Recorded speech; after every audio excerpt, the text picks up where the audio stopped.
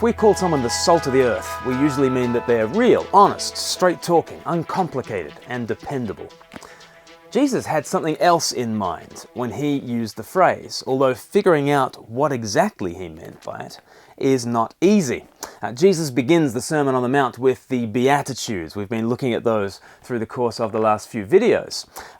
There, he gives us adjectives for what the follower of Christ is like. Christ's followers are mournful and meek and merciful and pure, etc., etc. As Jesus continues in the sermon, he uses some nouns to describe us. There are three key descriptions. In Matthew chapter 5, verses 13 and 14, Jesus says, "You are the salt of the earth. But if the salt loses its saltiness, how can it be made salty again? It is no longer good for anything except to be thrown out and trampled by men. You are the light of the world. A city on a hill cannot be hidden." So we are the salt of the earth, we are the light of the world, we're a city on a hill. Three nouns. And notice that in this sermon we haven't yet come to any verbs yet, and we certainly haven't had any imperatives. We've been inundated with promises and pronouncements. We are these adjectives. We are these nouns. First, Jesus tells us who we are. Only then do we have things to do. But let's think of this first noun of the three in verses 13 and 14. Verse 13, we are the salt of the earth. What does that mean? Well, the context speaks of distinctness. Unsalty salt is the most useless thing you can imagine. Unsalty salt is like dust, worthless.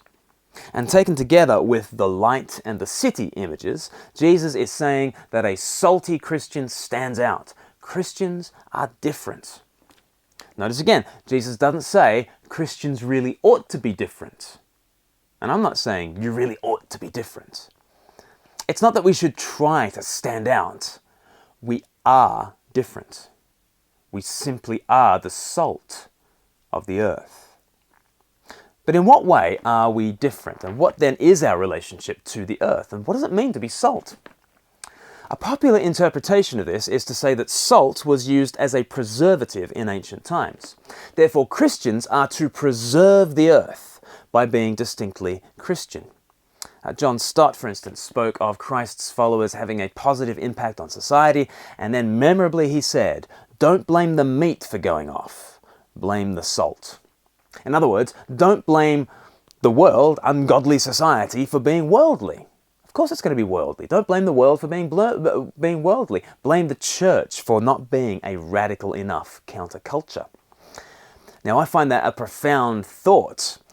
Christians do have a positive social impact, and when the world goes bad, we should look within to see our own culpability. I think that's absolutely true.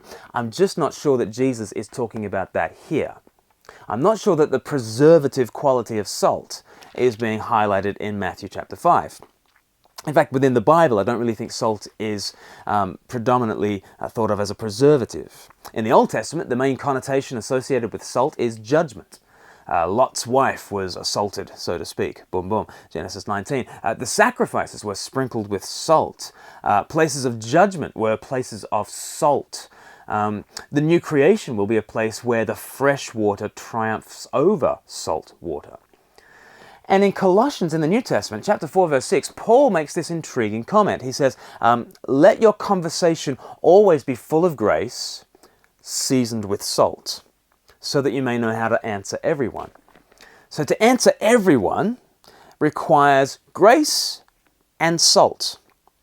Again, it seems like the bite of the salt is a bite of judgment. Yes, we're full of grace, but let's not forget the bite of saltiness, which I think means judgment. So what does it mean that Christians are the salt of the earth? Well, on the one hand, we are light, and on the other hand, we are salt. On the one hand, we shine into this world the light of Christ. More on that in the next two videos. On the other hand, though, we judge the earth with the judgment of Christ. You see, our message is not simply that Christ is the rock, hallelujah. We also say, yeah, and everything else is sinking sand. There's light and there's salt, and Christians are salty. The Christian has bite. So it's worth asking ourselves today, have we lost our saltiness?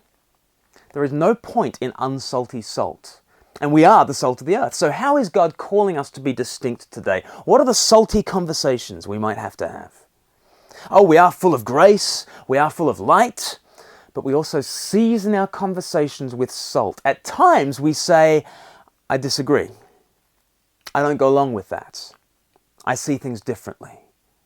Jesus said the opposite. At times we use phrases like that. It might feel awkward or wrong to go against the grain, but that's why we need to hear Christ's words again.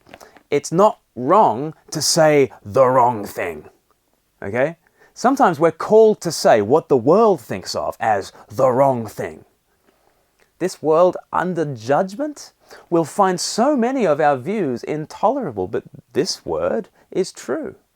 And sometimes there'll be moments when we simply cannot stay silent on what the world is saying. And I know that every fiber in our being will want to play nice and have people receive us warmly. You know, when I'm talking to people, most of the time I'm thinking about what will be received warmly. I'm not thinking about which words are true to speak. Naturally, I just want to be liked. And often I want to be liked more than I want to speak the truth. And Jesus calls us out of our people-pleasing ways. And he says, don't blend in. Be salty. What's the point of us if we're not salty? We are the salt of the earth. What's the point of our conversations if they're always bland? A conversation without the salt of Christian disagreement is utterly bland. We're meant to spice things up. So today, let's not flinch back from offering true and discerning judgment in the name of Christ.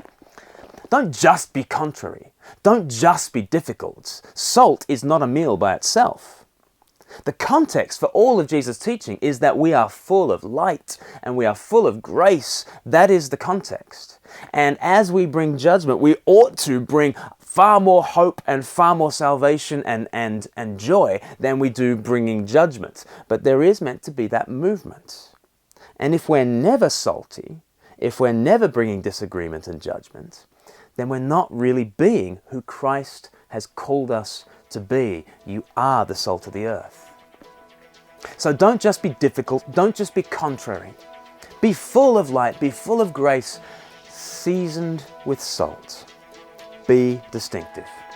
Let's speak distinctive words for the sake of seasoning our conversations, for the sake of our friends who need to hear the truth, for the sake of Jesus who is worth it, and for the sake of being who we are. Remember today, you are the salt of the earth.